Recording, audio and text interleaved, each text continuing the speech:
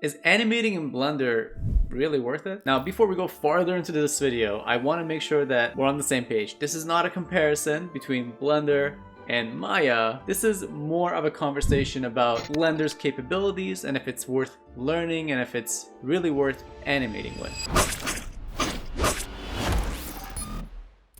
The first point we absolutely have to talk about is the fact that Blender is free. So if you're a beginner who doesn't want to make a big investment when they're learning 3D or diving into the world of 3D, it's a good option. But also if you're someone who's hiring artists and you want to keep the cost down, Blender is kind of a winner in that scenario. It's made by people, improved by users.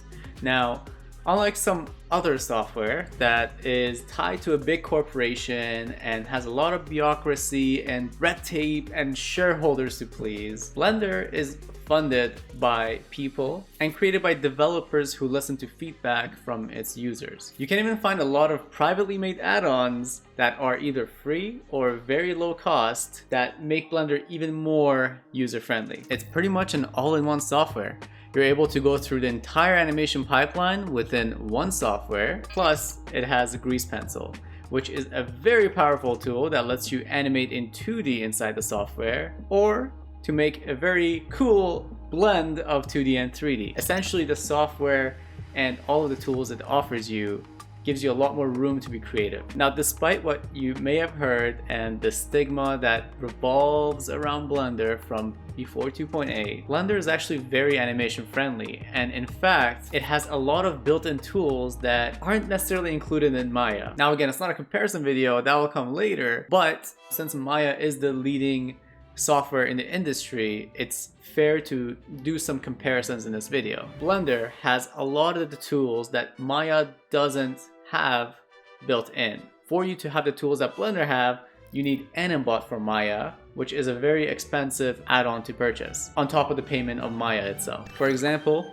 select and deselect everything with a single hotkey, resetting a pose to default, or only resetting translation, rotations, or scale individually, selecting the whole rig, or selecting the mirrored controllers, setting a preferred keying set so that you set keys on everything every time you press I, or just preferred sets, such as only rotations, or just locations, or only bones that have been keyed previously and nothing else, and so on. Copy and paste keys, create noise waves in the graph editor, scale curves from a specific point or value. The list is endless, and there is so much you can do in Blender if you know how. I think that is the biggest downfall of Blender right now, is that the education on the animation side hasn't grown fully yet, and especially when I was getting started in Blender, there was no animation content on Blender at all, and I had to learn through blood, sweat, and tears while working on Maya and the 3. Now this is another one where I don't think it's true at all. From personal experience, years of using it, it doesn't crash that often.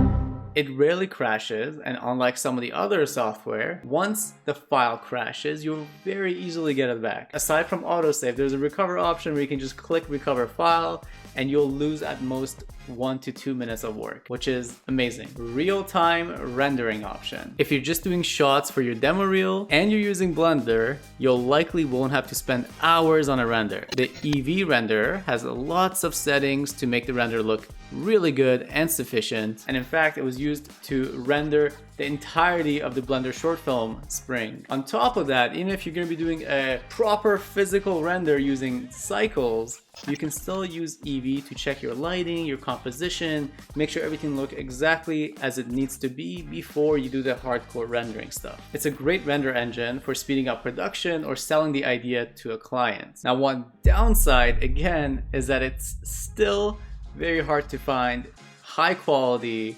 animation resources for Blender. Shameless plug for 2Animate, but that is the reason we spent 3 years working on 2Animate, because of this issue. Not only do we teach you how to use Blender's animation tools in the Blender Basics course, but in our animation course, which includes the Blender Basics course, we have 70+ lessons and movie quality assets that will teach you the principles of animation and help you create a demo reel by the very end of the course. Now, another upside is that Blender is being adopted at a rapid rate. More and more studios are using Blender, and why wouldn't they? Because it is on par with other leading software. Fine, it's on par with Maya. In fact, it can do more in my opinion, but Maya has been the industry standard for so long, and all pipelines have been made to use Maya, that this adoption period and this adoption stage will take at least several years. That being said, a lot of smaller studios are adopting Blender and are using Blender to create their short films and